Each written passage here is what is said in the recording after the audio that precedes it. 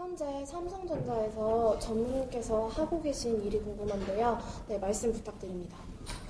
지금 하고 있는 일은 아까 잠깐 설명드렸습니다만은 이제 과거 한 10년 동안은 이제 삼성전자 이 종합기술원이라는 곳에서 미래기술, 그러니까 앞으로 이 삼성전자가 5년 후 또는 10년 후에 할 수 있는 그런 사업 아이템들을 찾고 거기 필요로 하는 이제 새로운 기술들을 선행 개발하는 그런 일을 했었고요. 금년 초부터 이제 새로운 일이 좀 추가가 돼가지고 이 교육하는 일. 그래서 이 삼성에 입사한 이제 신입사원 또는 기존에 근무하고 있는 그런 사람들에게도 어떤 계속 기술력이라든가 이런 걸 올리기 위한 그런 교육을 하고 있습니다. 교육을 직접 하는 건 아니고 그런 교육과 관련되는 일을 하기로 되어 있습니다. 교수님께서 진로 선택 계기와 과정에 대해서 이야기 듣고 싶습니다. 예, 저는 이제 어릴 때부터 이 과학 기술에 대한 이제 관심이 많았어요. 그래서 재밌는 발명 얘기라든가 이런 책들도 많이 읽었었고. 근데 어느 날 이제 중학교 때인가 이 학교 게시판에 이 컴퓨터가 찍은 그림을 이제 누가 붙여놨더라고요. 그러면서 이제 앞으로 미래 이쪽에 일을 할 사람들은 어느 학교 진학해달라 그런 이제 안내판이 붙었었는데 그때 이제 컴퓨터에 대해서 굉장히 많은 관심을 갖고 이게 앞으로 좀 도움이 될 것 같구나 그런 생각을 했었어요. 그러다가 나중에 이제 중학교 졸업하고 이제 고등학교 졸업하고 대학 들어갈 때 드디어 이제 나의 이제 꿈을 이룰 수 있겠구나. 그래서 그쪽 분야 쪽에 대한 이제 전공을 이제 선택을 했던 거고요. 또 대학 다니면서 굉장히 많은 내가 좋아했던 일이기 때문에 특별히 이 학교 교육 외에 강의 외에 스스로 이제 학원도 다니고 그러면서 이제 그쪽에 대한 지식을 알게 되었고 나중에는 이제 이 마이크로 컴퓨터 이제 키트를 사가지고 스스로 이제 만들어 보는 그런 노력도 했었죠.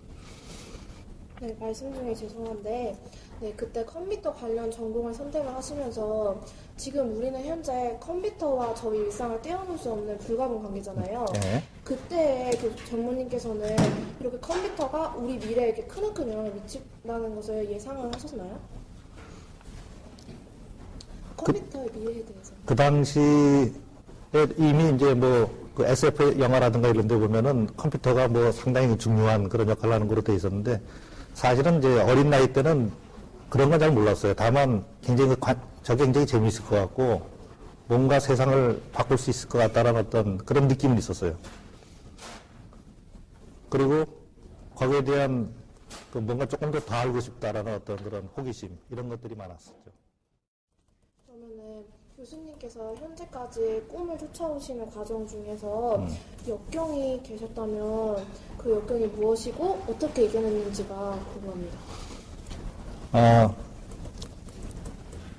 글쎄요, 이제 처음 직장에서 이제 일을 하다 보니까 굉장히 그 당시 입장에서는 이제 첨단 기술에 관련되는 일을 하고 있었는데 그 일을 하는 데는 내가 가지고 있는 이 지식이 많이 모자라다는 걸 알았어요. 그래서 그 상태에서 그대로 계속 유지를 하면은 그냥 살아가는 건 별 무리가 없겠지만은 옳은 일이 아니라고 생각을 했어요. 그래서 더 많은 지식을 얻기 위해서 이제 더 공부를 해야 되겠다고 생각을 했고요. 그래서 여러 가지 이제 어려운 일이 있었습니다만 이제 간신히 이제 해외 유학 가가지고 이제 박사과정을 이제 다니게 됐는데 이제 제일 어려웠던 시기 중에 하나가 이제 박사과정에 딱 입학을 했는데 워낙 우리가 이제 대학 다니면서 당시 이제 데모라든가 이런 걸 많이 해서 이 수업이 이제 부실한 상태였거든요. 그러다 보니까 그쪽에 수업을 따라가거나 하는 것이 쉽지가 않았어요. 물론 이제 영어도 잘 안 됐을 때고. 모든 학생들이 그랬듯이 공부하는 거 그렇게 즐거운 일만 아니잖아요. 그런데 막상 그 상태가 되니까 즐겁고 말고 떠나서 열심히 할 수밖에 없게 되더라고요. 저도 이제 우리 아들한테 늘 하는 얘기지만은 공부의 왕도가 딱 하나 있다.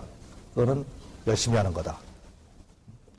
저희들처럼 진로에 대해 고민하고 있는 학생들에게 이제 자신의 인생을 영위하고 가꾸어 나가는 과정에서 가장 내가 염두에 둬야 할 분이 무엇인지 조언 부탁드립니다.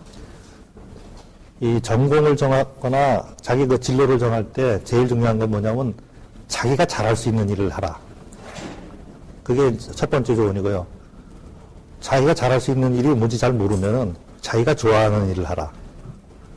대부분 이 자기가 좋아하는 일을 하게 되면은 그 관심이 생겨가지고 거기에 대해서 스스로 주변 사람이 요구하지 않아도 이제 노력을 자연스럽게 더 많이 하게 되고요. 그럼 거기서 어떤 새로운 어떤 인생의 어떤 진로를 찾을 수 있게 됩니다.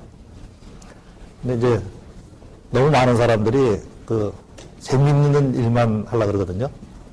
근데 재미있는 일도 그 끝까지 파고들면은 거기서 또 어떤 새로 이제 할 수 있는 일이 이제 찾아지는데 이게 그 수준까지 가지 못하고 이 중간 근처에서 그만두면 그거는 하지 않는 것만 못해요. 그러니까 하려면은 끝까지 한번 해보는 것이 필요합니다. 네, 감사합니다. 그리고 학생들이 이제 자신의 꿈을 선택하고 있는 것에 많은 고민을 겪는데요. 네, 진로 선택에 있어서 놓치지 말고 해야 할 성장 과제, 업무 같은 게 있다면 어떤 것이 있을까요? 자기가 이제 좋아하는 일 또는 자기가 가고자 하는 어떤 길이 나름대로 이제 정의가 되면은 그 길을 가기 위해서 한번 큰 그림을 그려봐야 돼요. 그러니까 그건 1년, 2년이 아니고 10년, 어쩌면 20년, 30년 정도의 어떤 큰 그림을 놓고 그 길로 갈 때 어떤 장애가 있을까를 나름대로 이제 예측을 해봐야 됩니다. 예를 들어 내가 그 가고자 하는 길을 가는데 내가 갖고 있는 이제 어학 능력이 모자라겠다. 또는 내가 갖고 있는 어떤 수학적인 능력이 모자란다. 아니면 내 성격이 너무 얌전해가지고 그 일을 하기가 어렵다. 이런 나름대로 어떤 문제들이 이제 나오기 시작할 거고요. 그랬을 때 그 문제들을 하나씩 극복을 하다 보면 언젠가는 자기가 원하는 그 길에 도착하게 됩니다. 사실은 성공의 정의가 궁금합니다. 그 부분은 참 어려운 질문인데요. 글쎄요, 맨 마지막에 이제 죽기 바로 직전에 자신의 인생을 반추해가지고 이 정도면 괜찮다라고 생각할 수 있으면 그게 아마 성공일 것 같은데, 그까지 가서 결정하는 건 너무 어려울 것 같고, 자기 스스로 생각해서 만족하면 그게 성공입니다. 어떤 분은 이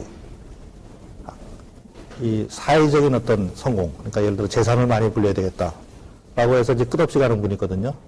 근데 어느 정도 선에서 만족할 수 있으면 그게 성공인 거고요. 어떤 사람은 이제 어떤 이 권력적으로 많이 갔는데 그것도 끝이 없어요. 끝이 없는데 그 끝까지 가고 싶어 하는 사람도 있을 거고, 중간 정도에서 만족할 사람도 있을 거고, 하여간 자신이 만족할 수 있는 정도의 수준이면 그게 일단 성공이라고 봅니다. 손흥민 교수의 인생 교훈이 인터넷에서 화제였습니다. 네, 사람들이 많이 겪는 선택의 상황에서 자신의 경험에서 체득한 이제 이럴 때는 이런 선택을 하라, 이런 조언이 사람들의 가슴에 많이 와닿았는데요. 네, 전무님 본인께서 이제 인생을 살아오시면서 한 가지 크게 느끼시고 있는 청소년들에게 해줄 수 있는 인생 교훈이 있다면 무엇이 있을까요? 한자로 고진감래라는 게 있습니다. 하여간 열심히 일해서 이제 어떤 결과를 보자는 거고요. 비슷한 뜻으로 이제 진인사 제천명. 본인이 할 수 있는 모든 노력을 다 하고 난 후에는 이제 하늘의 뜻을 맡긴다는 거거든요. 그러니까 무엇을 하든 간에 최선의 노력을, 자기가 할 수 있는 최선의 노력을 다하고 나서 그 다음은 이제 하늘의 뜻을 기다린다. 그런 뜻이 되겠습니다.